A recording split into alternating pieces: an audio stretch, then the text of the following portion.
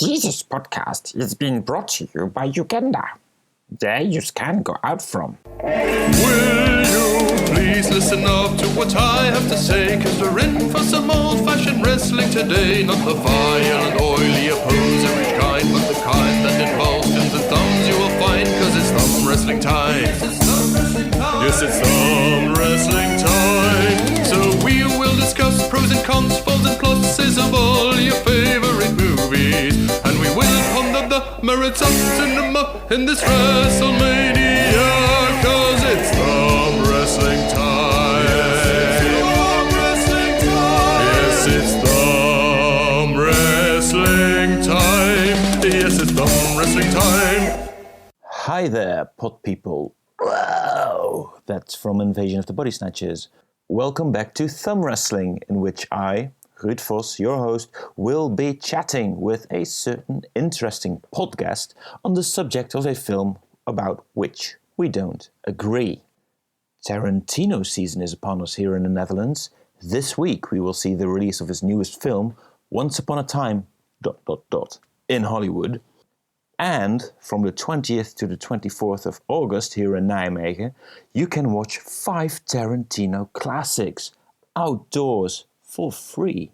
Namely, Inglourious Basterds, 4 Rooms, Jackie Brown, The Hateful Eight, and Pulp Fiction at Arthouse Lux out on the square. It will be busy, so be there in time.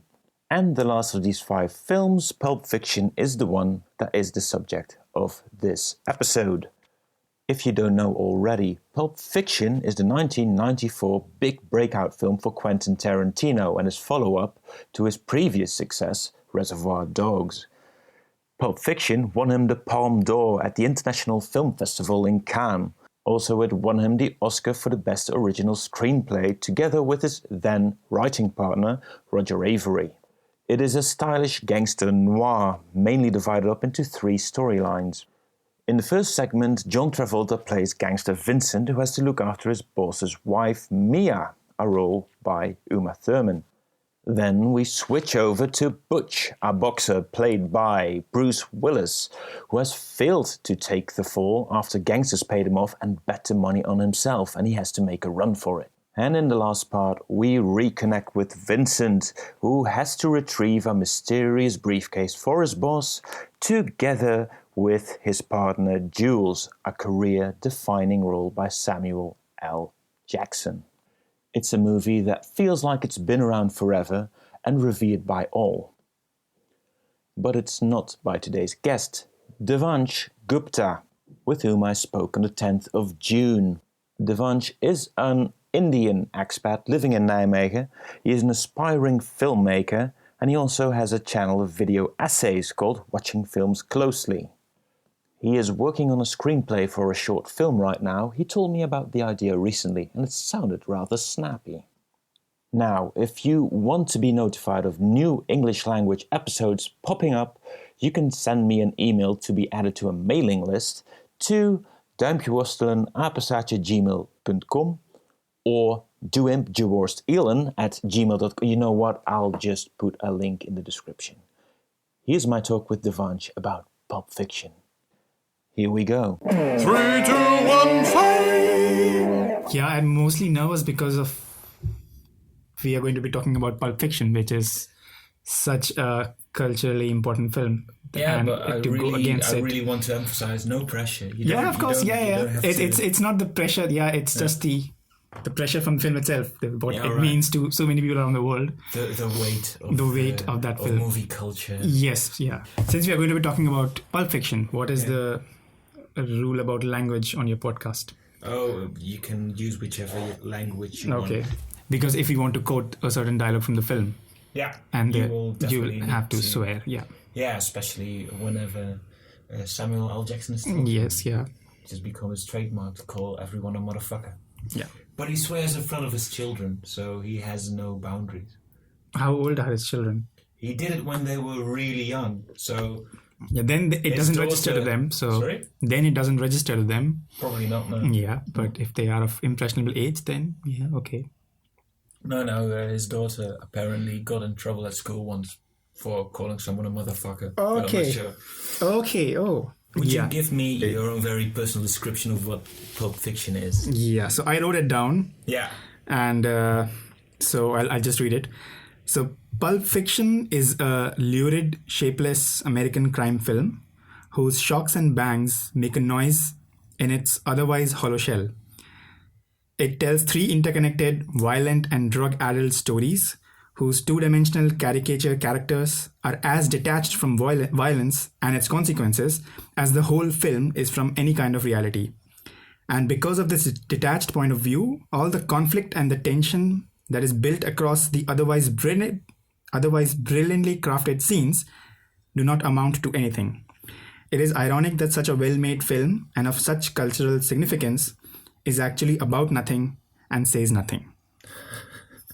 I'd say, even as someone who does admire the film, I will say that it's a pretty good summary of what the film is. Yeah, Okay.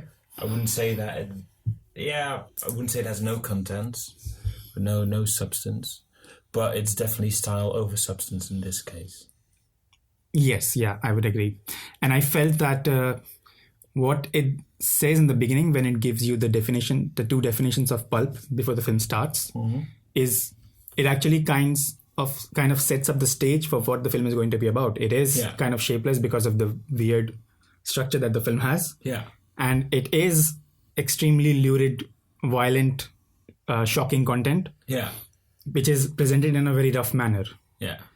And that was what the film was. And I think, at least when I watched it first, it was again with this cultural weight of this film being so important. Yeah. That you try to find some importance in it or some meaning in it. Yeah. Which I feel was, I think, never intended from the beginning. No, I think that at least Quentin Tarantino is very open about how he mainly wants to make a cool movie. Oh, okay. And not necessarily Okay. one that has that much to say. Although he would say about stuff like Inglourious Basterds that it is about the Holocaust, and he will say about Django Unchained that it is about slavery. Okay. But you could argue against it, saying that, it doesn't really have very much more to say than racism bad, Holocaust bad. Yes, yeah. I think Inglourious Basterds the rest is of not... it is just a revenge fantasy against it. Yeah, I've not seen Django Unchained, but Inglourious Basterds is a pure revenge fantasy. It is... Yeah, I don't see anything... It's not about the Holocaust. It is about a fantasy showing Americans getting, or people getting to kill Hitler. Yeah, and it shows some symptoms of anti-Semitism, but it doesn't really show what anti-Semitism is. Yeah. When I saw this movie for the first time, I watched it when I was, I think, 19 or 20. And I think we... Still in India? Still in India, in university. And I think we just had our exams done. Yeah. So we wanted to watch a movie to...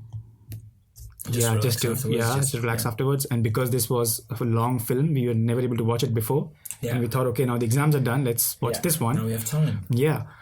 And that we watched it. And for me, even from the beginning, when they start talking, when we introduced to... So I like the part where we meet Pumpkin and Honey Bunny. Yeah. That was quite interesting. But when we meet Jules and Vincent and they're talking about cheeseburgers and what they are called in France, and it didn't... Yeah, it was like, okay, it was completely random for me. And then they go and then they try to extort money or whatever from these kids. Yeah. And then he gives his lines, his famous monologue. Mm-hmm. And so all of that didn't kind of hit home for me. And I think didn't impress you that much. No, yeah. Because I noticed, he said the exact passage is kind of interesting. Yeah. But it's from the Bible. It's not even a real passage from the Bible. He just made it up. Parts of it are biblical. Some parts he probably has from a Hong Kong fight movie with Sonny Chiba, who is in one of his other films, by the way. But it's just borrowing, putting stuff together. It's not even a real passage. Okay, so then I don't know what to make of it. But I think at that time, what really kind of disoriented me or made me not like it was it has a very different perspective on violence. Yeah. And the way it goes on, like in that scene, he randomly kills this guy who was lying on the couch. Yeah. I think, am I disturbing your concentration? Yeah, please. Yeah, and Exactly. Yeah, and the most horrifying thing for me, at least that time, was when they're sitting in the car and he just, Vincent accidentally shoots this guy's head in the back of his car. Yeah, Marvin. And so I was watching with my friends and some of them started laughing. Yeah, that's the point of the... Yeah, but I was not laughing. I was like, what the hell just happened? How could he just shoot someone like that? And he said there was a bump, and it was very clear there was no bump. He just... Yeah, it's just an excuse. He just pulled the trigger, and then at no point there is any discussion about they killed a guy and what they should do. It's all about how they have to hide their car and how they have to clean it and how to get rid of and not even should we get in contact with Marvin's mum? Nothing. Yes, and it was so weird. I thought they're not even worried. They're worried about towels in someone's house. This guy's worried about his wife coming up find out, and no one is actually concerned with the fact that he just killed someone. I think that's supposed to be the comedy of the scene, that they're more worried about the wife and the divorce of Jimmy, who is an asshole anyway. Yeah, but it didn't register with me in that way, and I was... I'm not sure if I laughed the first time I saw that. I was very surprised by it. I do know that. I was shocked. I think I was about 18, 19 when I first saw it. Must have been just after I watched Oh Brother Where Art Thou, which really got me into more different kinds of films than the normal Hollywood fare. Okay. Oh Brother Where Art Thou is from the Coen brothers. Oh, okay. Also sometimes very violent films. Yes, yeah. And around the same time I watched these other films which I'd ignored previously, but was told that they were so amazing, like Trainspotting. Okay, Pulp Fiction, Trainspotting, I'd seen all kinds of commercials, and I'd seen people talk about it in film programs and say how awesome they were, and I saw the piece of video and I just didn't get it. But once I turned about 18, 19, something like that, then I did get into these films, and they became my favorite films at that time. Okay, yeah. Yeah, I think, Pulp Fiction is definitely a very cool film. Yeah. In the way it has been made, and I think that was one of the things that he was going for. It feels very... Yeah. That he wanted to make a cool film. Yeah, He wants to make the kinds of films that he's enjoyed when he was young, and he likes loads of pulpy films. And that's the thing he wants to do with his life, and that's his choice, and he can do that. Yeah, of course, yeah. But I've sort of gone off Tarantino in the meantime. I did rewatch this yesterday, and I really enjoyed it. Okay. Also, as I don't know, it's sort of a proof. Yeah, he was more fun when he seemed to know less of what he was doing than now, when every shot seems also very, measured out and almost clinically or something. But the violence is popcorn violence. And that's always been popcorn violence in this as well, like cartoon violence. Yes, yeah. Yeah, but for me, at least in the beginning, it was unsettling because I had no idea that what I was getting in. Yeah. And I think also his point with this is if he wants to make a point, if he wants to put some substance into like a cultural conversation, I think what he would argue is that low culture has as much value as high culture. Like violent, pulpy. Yeah, I don't mind if it is low culture or high culture, but there is, at least for Pulp Fiction, it exists in its own world. Yeah. And it has no connection to any real world that I know, and that's why I can't say that he claims it's connected to any low culture. I don't see that. You would say that it only references other films and other film universes, and so I have heard it references other films, and I didn't get those references because probably I've not seen them. Yeah. But the only references I got were the ones that it made within the film, and references to references to America, for example, the cultural thing that you meant. Yeah. One of the big things was music that I had no context of. There are long sequences where you have music playing, people dancing. Yeah, but those people didn't know that music before he made a soundtrack of that. Okay. The soundtrack became wildly popular, but also because people didn't know, like the song Miserlou. Okay. Which is his theme song and stuff like that. People had basically forgotten all those tracks. And then comes Quentin Tarantino as sort of a messiah of pop culture. these are excellent tracks, you should listen to these. And he makes a soundtrack that sells almost as much as the film, I think. Okay, Those but I people think... have the soundtrack. I have the soundtrack. But I think in that case, people love the soundtrack because the way it was used in the film. Yeah. And they must be familiar with some part of the genre of that music. Yeah. Or they must have some context of that music that was used. Yeah, they know that. It's the sound of surf music, they know that. Yeah, for example, yeah. So I had no context of any. For example, in the beginning, when the titles come, there's one kind of music that plays. Yeah. And then there's a distortion sound, and you have some other kind of music playing. Yeah, and I totally didn't understand why. Is there some meaning behind this transition? Why was this done? Like, is the movie moving from one theme to something else, or was it just something cool that you could do? I don't know, because the music is a very important part of this film. Yeah, and I think the radio is like a remnant from his first big directorial hit. It's not his directorial debut because he'd made a sort of student film before. Okay. But in Reservoir Dogs, one of the main things in the film is that there's a radio station that they keep listening to, and Stephen Wright plays the radio DJ, and he goes from one track to another and has this very monotonous way of introducing a new track. And I think they just liked that idea and thought, yeah, let's switch from this one sound, which is cool to begin with. Yes. And then go to Jungle Boogie by Kool and the Gang, because I also want that song in the credits, and that's a good way to get into the car with Jules and Vincent. Yes, yeah, actually, yeah, in that sense, yeah, maybe. But I'm not sure. You'd have to ask him. This is just me speculating, really. Okay. I did see some things, references to genres. For example, the scene where Butch is running after winning the fight and is sitting in the taxi. Yeah. It's like a noir film kind of scene. The fake background. The fake background, and so that really... I could understand those things. Yeah, so more film language than a specific title. Yes, yeah. But then, so those things, according to me, did not go anywhere in the film. And in the restaurant Jack Rabbit Slims, you have all these film posters of all different kinds of films. So that complete scene in the Jack's Rabbit Slims restaurant was completely lost on me. I had no idea. Like, I understood that, it's like this restaurant is supposed to be something very American. Yeah. They're sitting in this big car. They are drinking $5 milkshakes, and there's Marilyn Monroe and the Mamie Van Doren. I don't know. Buddy Holly as. But I think the only other person I recognized was that president. Nixon, who was the restaurant manager or something.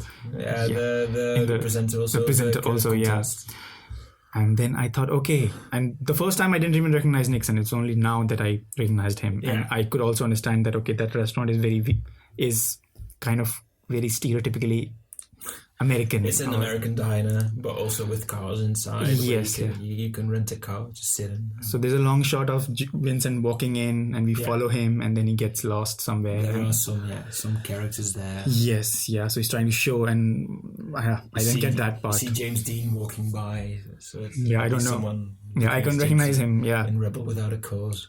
But that's just standard titles. I wouldn't say that is specifically Tarantino's most favorite. Well, maybe, but... Okay. If she can stand it, I can. Play it!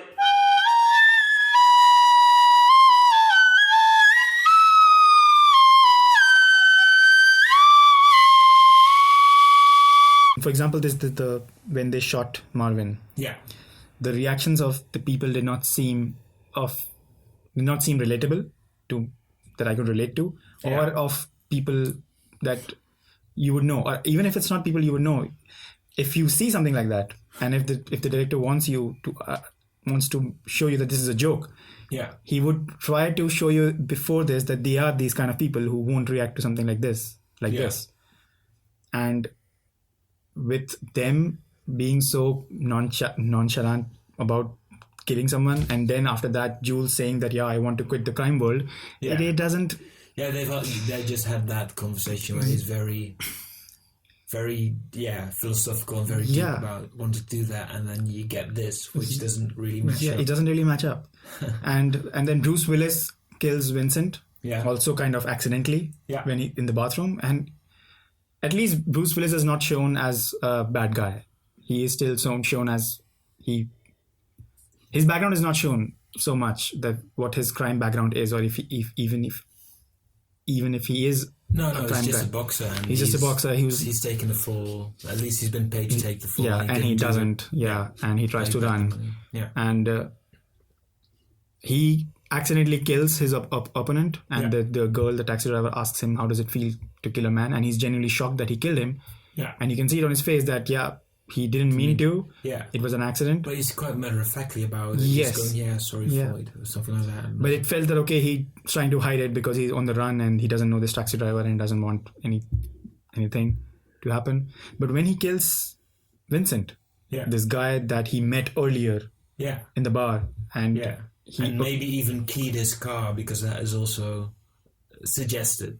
Someone puts a key against the car. He's complaining about that. Oh, yeah, probably. After he has the run-in with. Yeah, that's probably Butch that who did it. Yeah, and he kills him in such a violent way that this huge gun he picks up and he just randomly shoots it out of instinct. Yeah. And then he just looks at him and then he just runs and he runs away and he's waiting at this traffic signal. He's even singing. Yeah. And it's I cannot connect to that. I mean, it's fine if you show someone like that, but if there's no background information about someone that he's going to behave like this, then it feels very. And he has this girlfriend who is extremely childish and very innocent. Yeah. And so it doesn't match. It doesn't match in my head, and that's why I say that these characters exist in this specific world. But he does make clear. Both to the taxi driver and to someone he's talking to on the phone who is going to collect the money from all the bets, that he doesn't really mind having killed the other boxer. He does make a point of saying that, something like, okay, I don't remember that. Yeah, maybe. Yeah, he shouldn't have gotten in the ring even, something like that. Yeah, even though he is surprised and genuinely surprised to hear that the other boxer died the first time he hears it. Yeah. And says something, sorry, like just a bit like talking to himself. Yeah, being a boxer, I get the part that he's trying to be a tough guy in front of other people. But when he killed Vincent, he's alone. In the car, after running away, he's alone. Yeah. He could not be singing to himself. Now you could at least think that he's at least very relieved that he got out of that situation where he was very much the underdog. He's there with a professional killer. Yeah, okay. He should at least be like... Yes, yeah, probably. Because he's not used to that violence. Yeah, but I think you wouldn't sing in a situation like this. No, I do get that point. I think from what I understood of his character, he would be relieved, of course, that he got his watch, which was very important for him, and he killed this professional killer. He's out in the clear. Yeah. He would be relieved, but not singing. But the fact that he does sing, that sort of does set up the fact that once he's in the store, he goes back, chooses the biggest weapon he can find, and goes about it like one of those old kung fu movies, even doing, or samurai movies, even doing like a move that he couldn't have mastered, like sticking the sword like back into the other guy, who he doesn't know is still exactly at that point behind him, just going very coolly. But what does that have to do with him singing? It sort of sets up the same like cartoonish violence. Okay. That happens there, and also the way he handles himself there, like not thinking, I got out of there, I really have to go for self-preservation, but thinking, no, I'm going to resolve this as a movie tough guy motherfucker. And okay. Yeah, okay. I get that. If he would have been not singing in the car, I think that would have been a bigger transition. Yes, yeah, I understand. Okay. But still, he's not unfazed by stuff. He still, once he crashes his car and has to run, then he's still very much... No one is unfazed by any kind of violence in that film, and that's what feels like. It exists in its own world. There are no references to anything in our world in the film. For me, at least the Los Angeles that is shown is also something completely unfamiliar to me. Yeah. But I doubt if there are references to actual places in Los Angeles that could at least make someone who's living in LA feel that, oh, okay, this, and that's why the film feels very disconnected, and you can't relate to anyone, you don't feel connected, and that's why for me, it didn't leave an impact. All right. But also, again, for the characters in Pulp Fiction, there's no background of any character. Not much, anyway. They just, except for Butch, who has this history with his watch, which is great-grandfather. But it's just a way to explain the watch thing. Yeah. He's so obsessed with that. Yeah. It explains to you why he goes after that watch. Yeah, why not? It's important. Why not just, why it's so important to him. And he risks his life and literally goes to hell to get it back. Yeah. But the other characters, there's no... And I think that's what disconnects them from me as a viewer, because there's no background to them. You don't know where they come from. You don't know their... I think, at least in the conversations they have, and they talk so much in the film, I think it's meant to be a sort of a show don't tell thing, where you don't tell what a character's like by start naming off all these kinds of character traits, but just have them be in a conflict with each other while they're talking, and then trying to figure out where they stand. But for example, I get this part. But I would say that the conversation about Amsterdam, where they're very much in agreement, and one who has experienced it, and the other one is just amazed at all the weird stuff that's being said. Yeah, it's an interesting conversation in the sense that it's a very nonsensical thing to watch before they start murdering people. Yeah. So it's a very big contrast with the violence. Yes, yeah. But in that part of the conversation, you don't really get any feel of where they stand. Yeah. That just starts with the foot massage conversation. Yes, yeah. But even that, I felt, was not an indication of who these people are. That one person feels that foot massage is a sexual thing and the other doesn't really tell me much about Jules and Vincent. No, but the way they act in that conversation, the way they handle themselves, the behavior they show, that does have certain accents to where they stand. It tells where they stand on that topic. Well, also as people, also compared to each other, where one is very much more pragmatical about what it's about, and the other one is more thinking in the way of a principle. It's the principle of the thing, and it's not the same thing in principle, so it's not the same thing. Okay. There you get some sense of their codes as a gangster as well. Yeah. But I think that conversation serves even more as a sort of a legend building for Marcellus Wallace, their boss, and how he reacts to that's how I things. took it, that it set up an image for the boss, whose face we don't see for a lot of the time, what kind of ruthless guy he is. The scene he's in, you don't see his face for a long time, you just see the band-aid in his neck. Yes, yeah. So I thought that was all, I looked at it as a setup for the ruthlessness of their boss rather than... Yeah. And I also saw it in that way, that it's like a conflict between them. It shows where they stand, but I didn't take it that way, that it shows Jules to be more principled kind of person than Vincent to be more pragmatic, which is actually the case. Yeah, Vincent is more... But that might also be a bit going against how they react to not being shot. Yeah, well, maybe it is. Yeah, because Jules... gets I don't know how to put it in words. This is a miracle, and the other one goes, no, this at least Vincent, all the time. Yeah, Vincent is pragmatic about it, that it happens, it's just a coincidence. Yeah. But Jules goes, no, gives meaning to it, yeah. So that is where I saw that is where you see how different these characters are. Yeah. And that is the third part of the film. Like the third is near the end of the film, that part. Yeah. So it's already too late for me to know what kind of people these two are. So by that time, you're already glad that John Travolta has been shot dead. Yeah, not glad. So that's what I didn't really care that he was shot dead. I was like, I didn't expect him to be there, and he comes out holding this book that he's been reading, and he gets shot, and like, okay. So that's the thing. It's you have this whole scene with Vincent and Mia. Yeah. They're talking. They have some kind of connection, which also I didn't get. And then he saves her life, and you see him for such a long time in the film, and then he just dies, and so randomly, so casually, and I didn't feel anything. That he died. No, nothing. It didn't evoke any feeling in me. And I will have my vengeance in this this life for the next. The film is very meta in very many ways, not just in pointing to other films, but also before they go into the room where the guys with the briefcase are. Yeah. Jules tells Vincent, "Let's get into character."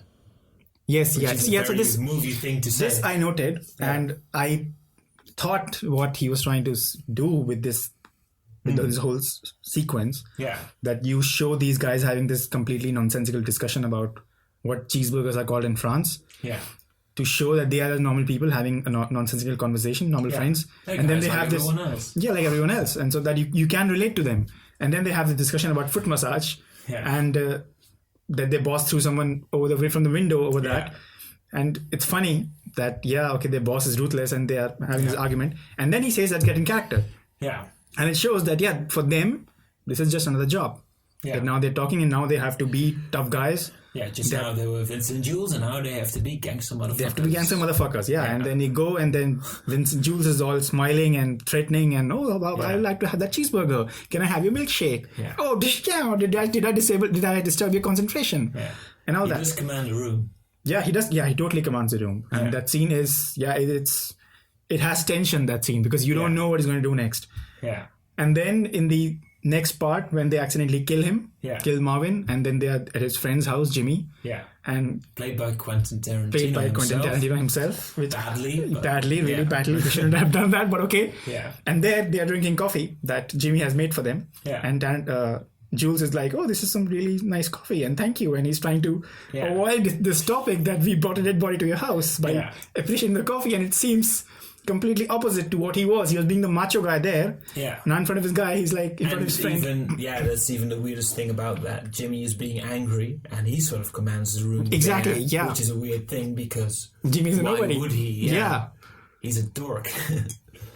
And that kind of shows the reversal of this power play. And I thought that was interesting. Is it also Quentin Tarantino picking out a role for himself? Where he wants to go, no, I want to be the one who tells the bad motherfucker to shut his face. But he didn't do it well. So it didn't have that impact that I thought it should have. So I can understand that. I thought that the acting in Pulp Fiction is way more subdued than it is in other films. Well, you do have the scene where Jules commands the room, and that's quite intense, and rightly so.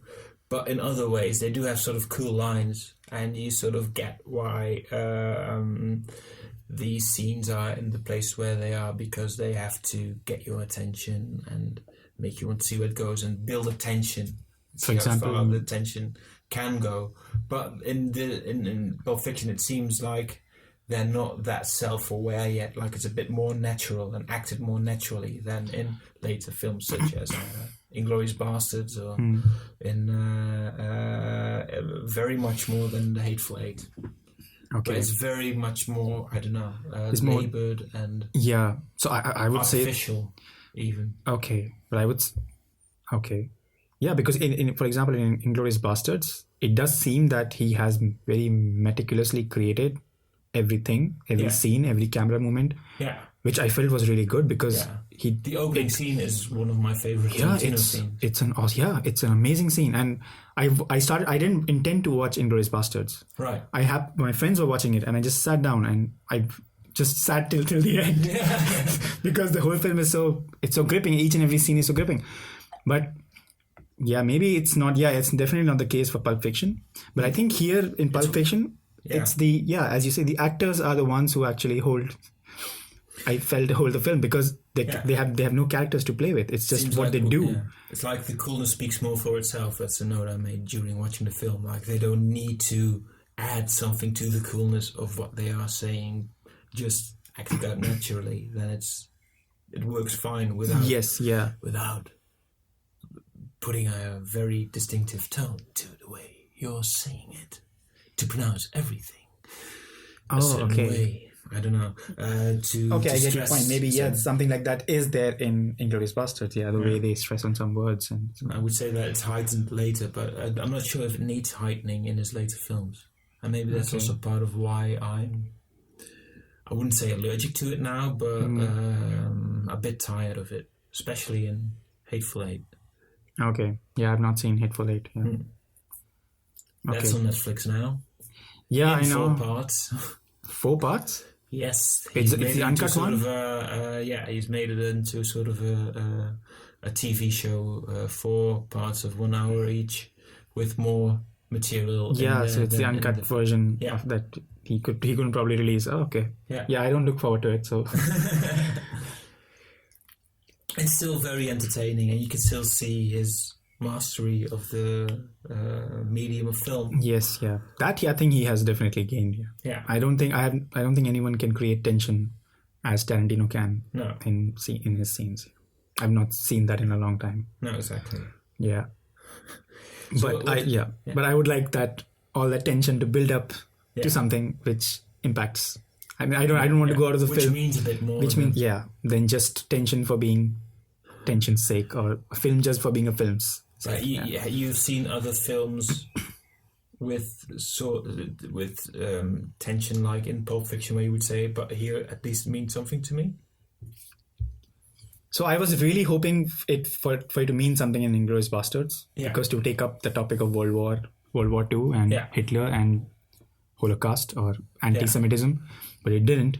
But for me, recently there's an Indian film called Andhadhun. Yeah.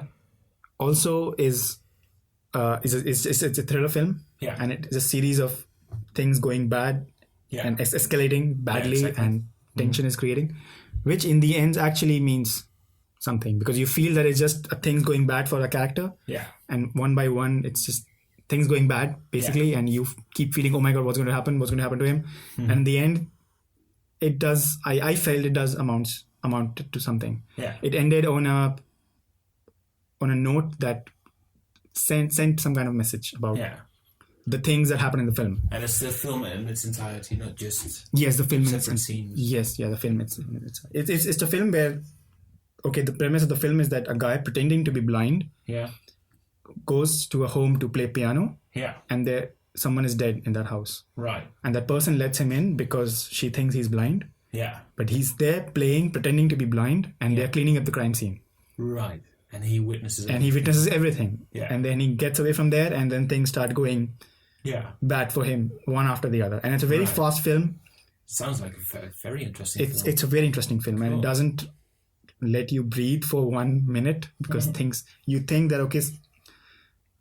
eventually the film is going at this point, but that point happens immediately, right? And then you think, oh, okay. Then you don't know what to make. I mean, when you watch a film, you always imagine that, it's going to get this worse. And that will be the end of it. And it gets that worse almost immediately. And then you think, oh, okay. And then and it gets even worse. It's quite fun. Scene-wise, I would think more of something like from the Coen Brothers, No Country for Old Men. Yes, No Country for Old Men. Coin flip scene. All the coin flip scenes. It has the tension, but it doesn't even go towards killing, but you're just there. The way it goes, but also the way he speaks and what it tells about that character and the way he looks at life and stuff like that. There's exactly. Way more to it than just the tension of the other guy being forced to do a coin flip for his life. And I think maybe not even realizing exactly what is at stake. Or at least purposefully ignoring how close he is to death in that scene. Because which idiot would come into your gas station? And do that. So actually, No Country for Old Men is a good example to compare against. Because it has a lot of tension, which is also built in the same way, slowly through conversation, through situations, and and the movie amounted to something. It was a good film. As if. What's the point of a film like that where characters don't change or that they don't say anything? Or in this case, I would mostly say escapism, because there's not much more to it. Just going into that world, finding it very cool, being impressed afterwards, maybe. But I wasn't impressed afterwards. No. When I watched the first time, I wasn't impressed. Even after now. So what happened when I started watching? It's been more than 10 years since I watched it first. And I genuinely thought that I have watched a lot of films since then.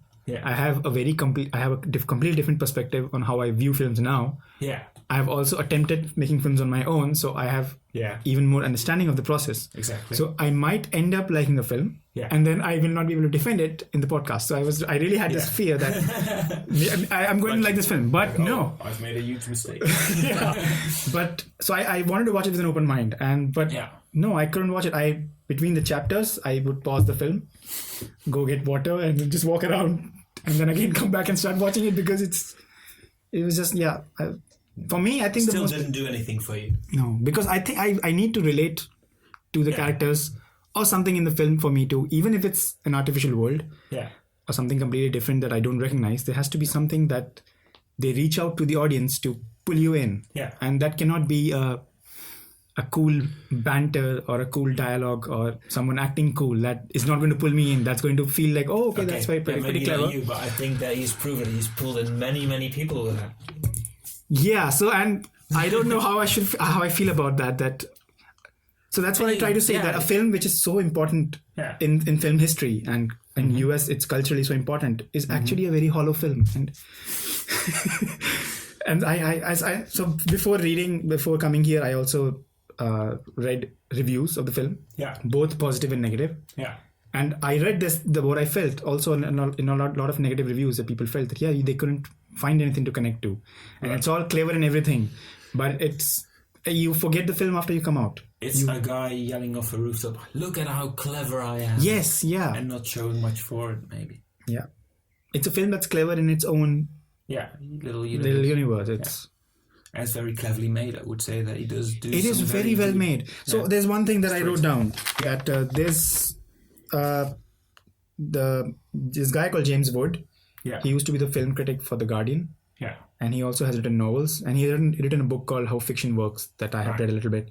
And he reviewed Pulp Fiction when he was the film critic at The Guardian. And he said something that I felt about Tarantino. And he says that only in this age could a writer as talented as Tarantino produce artworks so vacuous or empty, so entirely stripped of any politics, metaphysics, or moral interest.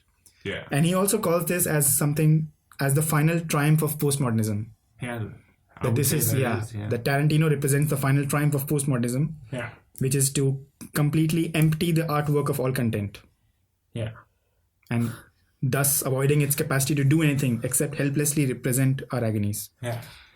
And other people who've been assigned the label of postmodern filmmakers are the Coen brothers. Loads of the times, also with characters who stayed the same the whole film. They're sort of caricatures, stuff like that.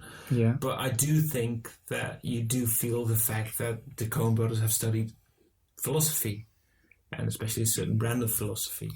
And they do say something about the pursuit of money and... at least in No Country for Old Men, it made a point about...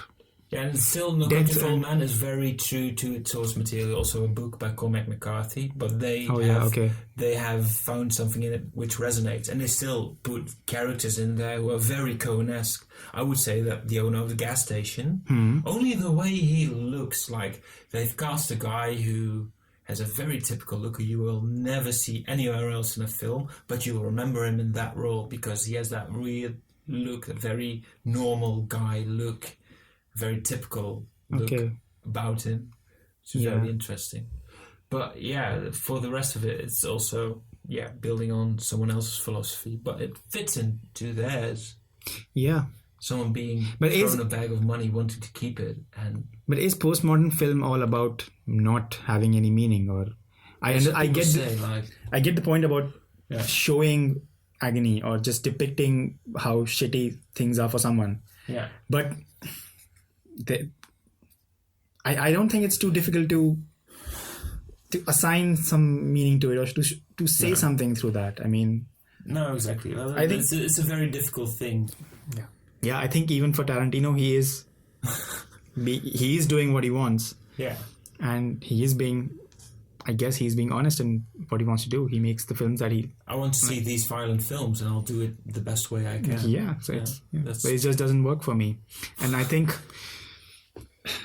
I don't know. I mean, for me to make films or even watch films or even to read a book, it cannot be just... I don't want to watch a story just for the sake of wanting to watch a film. Yeah, you I invest people who say, time in I'm it. reading a book just for the activity of reading. I don't care what's going on. So inside. there are those kind of books, and they are and people read them books, and they are called airport reads. Yeah. That you read just to kill your time. When you read, you are heavily invested in them, and then you shut them off, and then you forget about it. Yeah. Which is, I felt, is the kind of film Pulp Fiction is, and it's totally fine. There are films like that. There are loads of films based on exactly those books. Exactly. That are way better. Or way more deep. Let's not say better. Let's say way more deep, way more full of a message than Pulp Fiction is. Pulp Fiction is, yeah. Like loads of noir films, which are taken from pulp detective novels. Yes, in probably, the 40s, yeah. 50s, yeah. And the simple fact of putting humans in such stories already gives you some kind of depth. Yeah. Because when people act, what you read on books, you already connect to that person. If you just read that this character is feeling sad, and you actually see this person crying or feeling sad, you already feel connected to that person. Yeah. And it already works in your favor. Yeah. That you can bring depth or bring some meaning to your film. What would you say about Pulp Fiction then? That's not about people, but about sort of people like quote machines? Like they're not really people, just like a cardboard. Yeah, that's what. So they felt like not just putting out quotes, but just acting out in this story. Yeah. And they acted really well because given the material that they had, there was not much for them to build a character on. Mm-hmm. But for example, the first scene for Butch, where there's just a camera on him that pans out or that zooms out slowly. Yeah. When Wallace is giving in the speech about fuck pride and when you're 50 and you're retired, you want to have the money and blah, blah, blah. And you see his conflicted face. Yeah. When the camera is going, it's a very nice scene, and I think Bruce Willis has done a good job there, even though he's just sitting there and just being conflicted. Yeah. And so I think the actors have lifted the material up than it would have been in other actors'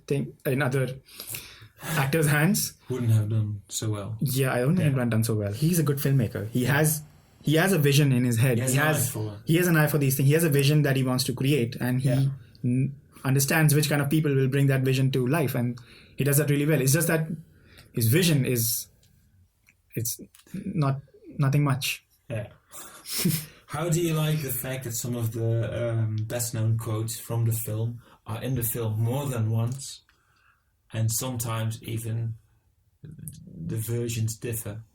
For example, the quote from Ezekiel 25:17, he says it about 3 times in the film. Yes, and especially the second time, the exact wording is different from the first time he does it. People know the first one because that's the one that's played out most of the time. But especially also Pumpkin and Honey Buddy, when they stand up, sort of doing their robbery. Yeah.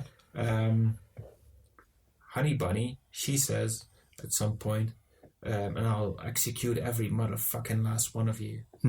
Second time, when you go back to that scene at the end of the film, there's a different viewpoint, the camera somewhere else, and she says, I'll execute every one of you motherfuckers. Oh, okay, I didn't notice that. Notice that? I didn't notice that, yeah. Okay. Something that always used to bother me. Oh, okay. Yeah, I didn't notice that. Yeah. But I think these things can be forgiven because then he was still making this film on a budget. So. Yeah. And you can see that this film was made on a budget. No time for the old in and out love. I've just come to read the meter. The Butch storyline is something that I felt had meaning. That this watch that Butch wanted, even though he was somewhat of a criminal now. Yeah. He was boxing and he was quite nasty to his girlfriend about not having the watch. So that it is something of his past or of himself. Yeah. His parents and his grandparents have fought in the war, so that shows you that they were more honorable than he was. Yeah, and the fact he's almost like Lieutenant Dan from Forrest Gump, who hasn't had his war to die in. Yeah, exactly. Yeah, although his great grandfather did come back from the war, but that's a different story. Yeah, but so that part of the film was when. So I relate. I wanted him to get that watch. Yeah. Because of this whole story about the watch and how important it was. And Dad had it up his ass. Yeah. So I also didn't laugh there when when Christopher Walken was telling that scene that he had to hide it, and when we were watching it, I remember my friends laughed that he had to watch, I can understand that. hide the watch in your ass. But I was really like, oh my God, he had to hide it in his ass. I mean, how important it must have been to him. And the watch is here now, and he's telling the story to this kid. I was really moved. So I guess I was still moved by all that, and that whole sequence of him going back for the watch and getting it, and then meeting Wallace, and then going to this place where Wallace gets raped. Yeah. That had some. I could find some meaning in watching that part. And that's because I really wanted Bruce Willis to. Yeah, because of the whole thing with once they get to the store, then it just goes so far out of proportions that it's almost the biggest farce of the whole movie. Yes, but still, it's also the thing where you sort of get the biggest depth. I can sort of get that. Yeah, you sort of, I really wanted him to relate. Yeah, I wanted him to get the watch and run away. I didn't want him to die here or get killed here, even though it was not as or get raped by the kid. Or get So I didn't know what's going to happen to them when the first time I watched it. It was something scary that's going to happen to them. Yeah. But then when he escapes, and I didn't want that for him. But even though it was not as intense as it would be in some other film, it was still quite less. But it was there for Butch. Yeah. And I think he's the only character who had and the only difference between Butch and other characters is that he has this history. Yeah. With his watch, even though the watch is just a plot device for him to go back and kill Vincent and get into all this trouble. At least you can get sort of this notion of his father was killed when he was very young, and he's always had to prove himself, so that's maybe why he got to be a fighter. Yeah, exactly. He always fought the other children at school. You suddenly explain all these things with just this simple thing. Yeah. And that scene is brilliantly done by Christopher Walken. Yeah. He comes in, he explains.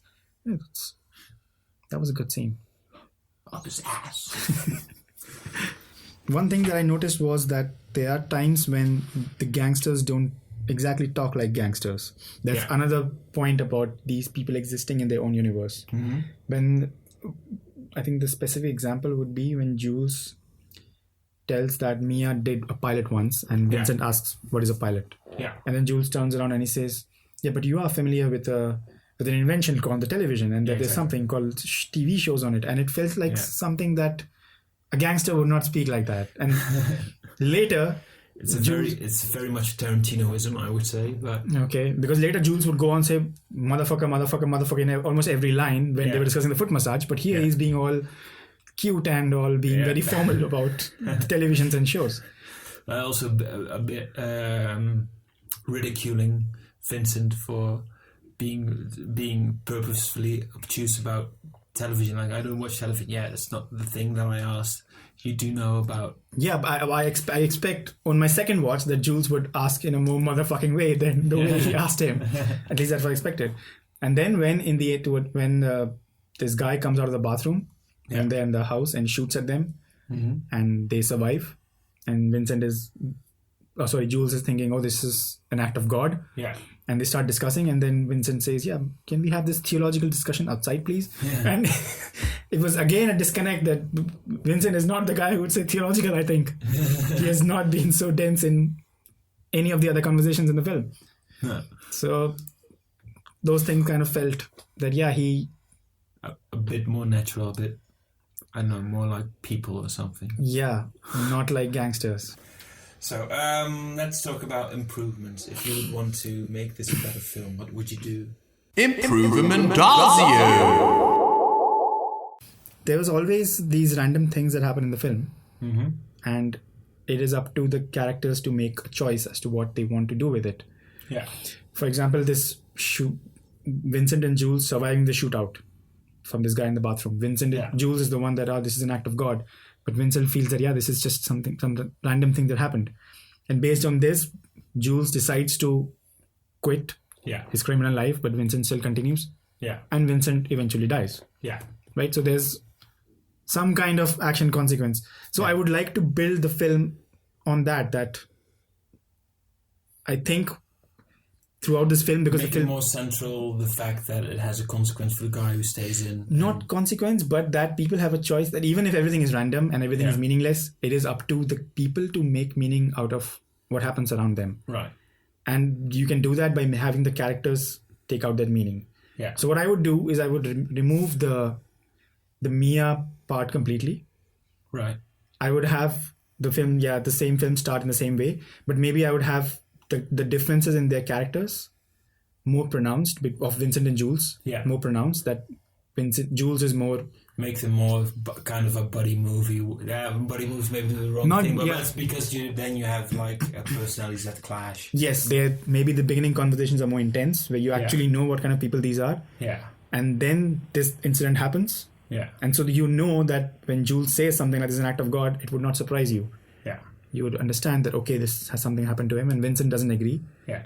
And then Vincent goes up and shoots this guy in his car, which makes Jules even angrier, and the relationship degrades further. Yeah. And when they're in the diner, it would completely kind of break down when Jules says that, I'm not doing this anymore. Yeah. And Vincent's like, but I'm going to do it anyways. Yeah. And then you cut off storyline. Yes, and you get the Butch storyline, and then you have Vincent there. You have more of Vincent now, not just as you show, to see what he's still as reckless.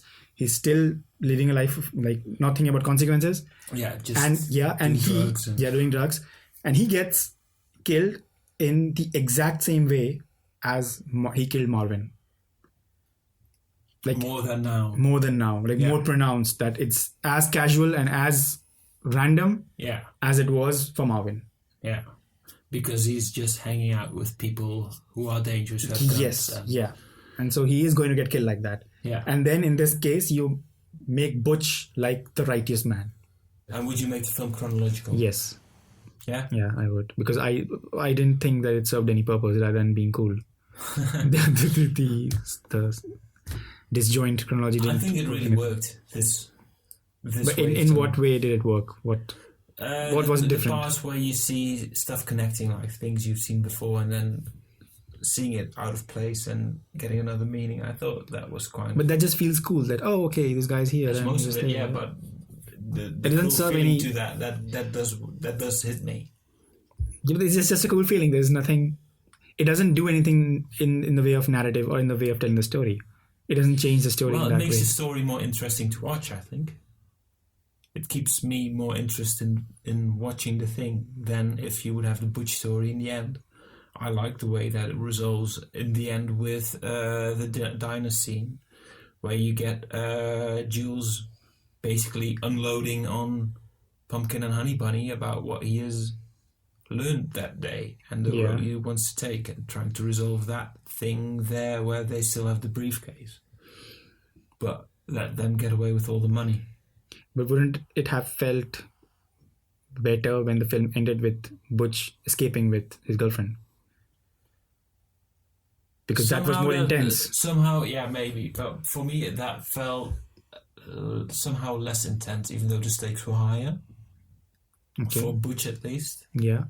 Because Jules still commands the whole scene in the diner, so it doesn't feel like he's ever going to lose there, like he's going to be shot by those two. He knows what to do the entire every step of the way. Yeah. But somehow him talking about this line that he's always used and rethinking that, it's not the deepest sentiment. And I do get your point that that the film could use that a bit more, like more substance. But if Jules has any substance, it does come out there. The thing about the protagonist would shift from Jules and to Butch. Yeah, there will be two. Yeah. There's Jules who gets out. Yeah. And there's Butch who is trying to get out and kills Vincent. It's almost like the shower scene from Psycho, where the main character is murdered halfway through and then start following someone else. Only now they don't get murdered. They just go out. They walk away and you have to follow someone else. Yeah. And that would work in the way Pulp Fiction is anyways shot, that if everything is random and there's no meaning and you're following Vincent throughout the film, and then he gets killed because you know throughout the film that he's making the wrong choices and he gets killed, you will feel something. I think. Right. I'm not entirely convinced, but I would like to see that film the way you describe it. I will say that. Okay. All right. So you've also prepared 3 film tips for our audience. Yes. What is the first? Tip 1!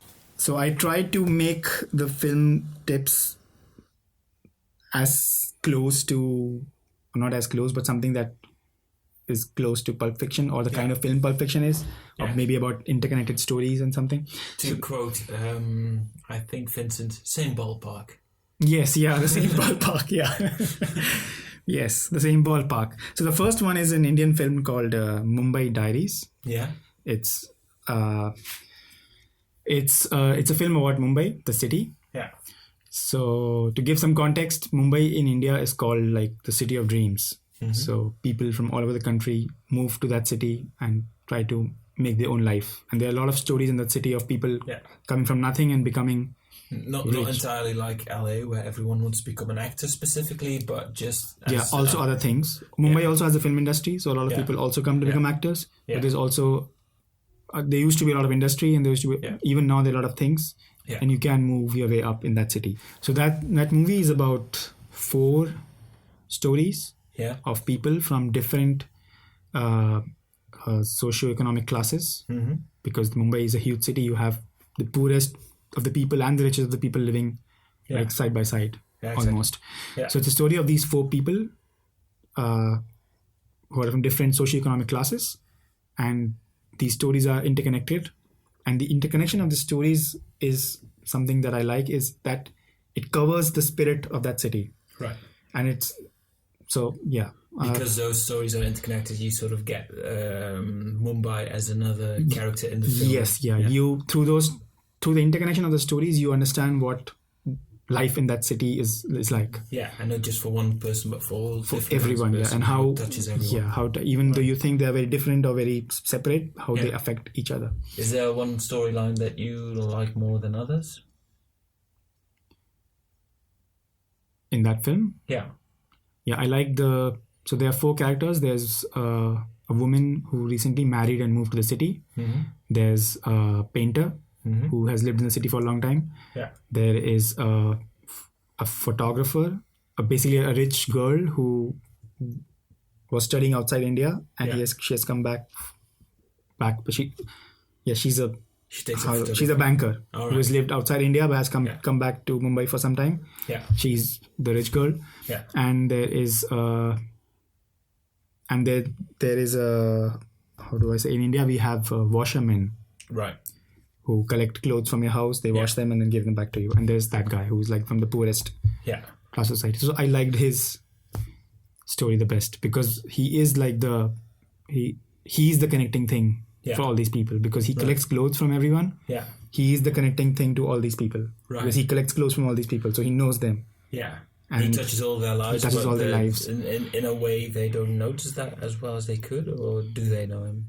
Yeah, they know him. Yeah. They talk, but they don't notice how his life touches them. Right. And it is kind of something that comes out in the end, how important is his role and how he touches it. Yeah.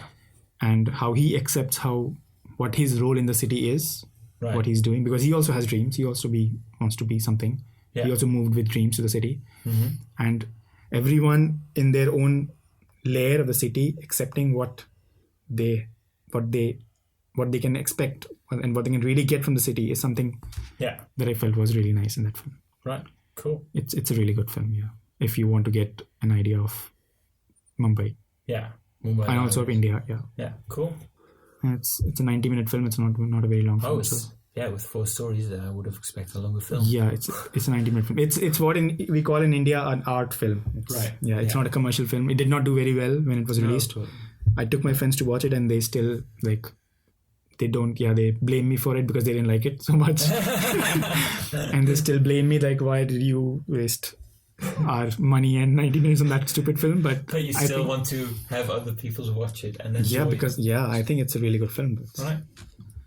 It is something to be watched here. And a good underdog. Yeah. The film is itself the washerman. The film has its dreams and wants to touch many people's lives. Yeah, there's an underdog, Tip 2! And the next one is also an Indian film that came out recently. It's called Lipstick Under My Burqa. All right. And it's also 4 interconnected stories about 4 women in a small conservative town in India, and how these 4 women want to live their lives and have their own ambitions, but because they lived in this conservative town, they are somehow curtailed, all of them, in different ways. Yeah. And there are women of all ages here. There's a 65-year-old woman. There's one who is married with 2 kids. Yeah. And there's one who is in her 20s and there's a student. Yeah, very huge contrast. Yes, very huge contrast. And each one of them have their own dreams and their own desires that they want. Yeah. And the film follows each one of them very well. And there are very clever ways in which that film has tried to like connect those stories. Yeah. In terms of music, in terms of sounds, and also in terms of editing. Right. How they do it. And so and it's how do I say that? It's a very well made film, and it tells a very good story about these 4 women without being too melodramatic or without being too overtly political. No, it is quite political. It has to be. Basically, it is trying to give a message because the theme is about women breaking out of the conservative society, and it does try to give a message. But it still focuses. It keeps its focus on the characters who are trying to break it, rather than just shouting the message on your face. Exactly. Yeah. And I think it does a very good job of it. And the filmmaker it was her first film, right? And I think in terms of that, it's a really brilliant film. Tip 3. And the third one is called Michael Clayton. It's an English film. It's by one of my favorite directors. Is it Tony Gilroy, I think. Tony Gilroy? Yeah, it's Tony Gilroy, not Dan Gilroy. Yeah, I always get confused between those brothers. Yeah, it's Tony Gilroy, yeah. And so it's also a kind of film where you have characters who are just talking all the time. And they're also talking about trivial things. You don't understand what meaning, if there's any meaning between those conversations or not. Yeah. But in this film, at least, once it goes at certain point, so it's a very dialogue heavy film. Yeah. And it's very contextual. It's about lawyers. Exactly. And the dialogue is very technical, very specific. And the conversations are also very specific. Like they don't make an effort to explain to you who these characters are. You are thrown into their lives. They're talking about their lives in the everyday manner. Yeah. And you're supposed to figure out from that what is happening. And so in that it might feel like things are random. Yeah. But it's not. The dialogues are really crafted in a way that it feels very normal and casual. Exactly. And yet you understand what this character is and what is happening. Yeah. And it's also it's about Michael Clayton, who's a lawyer, who is like played by George Clooney. Played by George Clooney, who is a very like an underdog lawyer who has not played up to his potential in his lawyer career. And he's like he does the shitty jobs in his lawyer company. Yeah. And how things get bad for him, but not in the dramatic way as they do in other films, but things get shitty for him, and how he comes out of that in a very, I think I would say in a very realistic and a very grounded way. And so we fought and we battled as we beat each other up. Both of us tried hard, we both failed.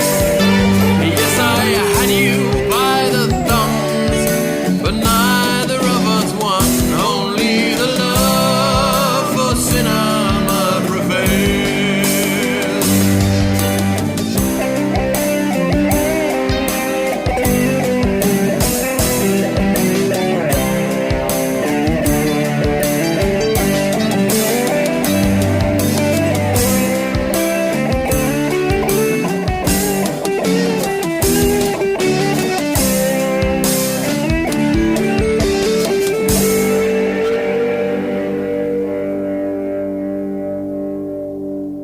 And that, as they say, is how the cookie crumbles. Thank you for listening, and thanks again to Devansh for this lovely talk.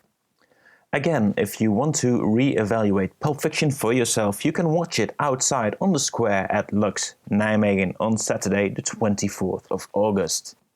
In case you're wondering, yes, I've already seen Once Upon a Time... in Hollywood, and I liked it plenty enough, but I wouldn't make it my personal recommendation. Let's just say that if you're a Tarantino fanboy, you will definitely be tickled pink by it. Now, a film that I did enjoy very much that I watched recently on Netflix is A Monster Calls. It's directed by J.A. Boyena, who also made The Orphanage, and it's about a young boy with a very sick mum who is being visited by a giant tree monster, voiced by Liam Neeson, who tells him a few stories to help him cope with everything he's dealing with. And I have to say, I shed a few tears with this one. It's really good. All right, this has been a cinema production, presented and edited by me, Ruud de 20e Eeuwse Vos. And I say that in Dutch to avoid copyright infringement. And the jingles are, of course, made by the genius Roy Grutters. You can find Thumb Wrestling on social media, Twitter, Facebook and Instagram. And of course, you can send all your hate mail to Duimpjeworstelen@gmail.com. Link in the description for easier use. All right, see ya and goodbye. Ladies and gentlemen, could we have an enormous round of applause, please, for our host, who has once again succeeded in bringing to us a plethora of top-notch, cinematographically themed entertainment. We have had an absolute ball, have we not? Next time on Thumb Wrestling. Het boek, daar kun je ook heel veel kritiek op hebben, hoor. Ik bedoel, of tenminste in die zin... Er zijn dingen die erin werken en dingen die er minder goed in werken. Ja, maar het is een heel dik boek, dus er kunnen heel veel dingen die heel goed werken. Ja, nee, precies. Kijk, het is ambitieus. En ik heb liever dat je, zeker met zoiets van...